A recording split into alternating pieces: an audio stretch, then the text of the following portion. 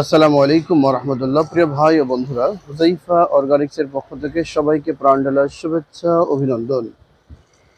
প্রিয় ভাইয়েরা, আমি একটি বিষয় না বললেই না, বিভিন্ন সময়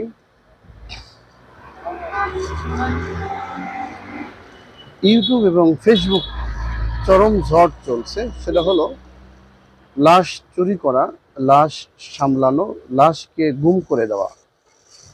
প্রিয় ভাইয়েরা, আমি সকলকে উদ্দেশ্য করে বলতে চাই, আপনার প্রিয় সন্তান, আপনার প্রিয় মানুষটির লাশ যখন খুঁজে না পাবেন, এর বেদনা, এর কষ্ট, এটা কি পরিস্থিতি দাঁড়াবে উনি ছাড়া কেউ বুঝতে পারবে না।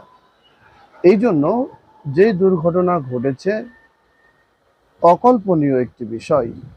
আল্লাহ ভালো জানেন এর পিছনে কি রয়েছে।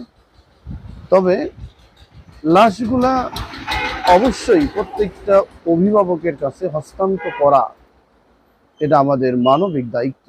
তাই প্রিয় ভাইয়েরা, এই নিয়ে আমরা যে আন্দোলন, যে মিছিল মিটিং করছি, এটা করে কোনো লাভ নেই। আমরা আসুন প্রত্যেককেই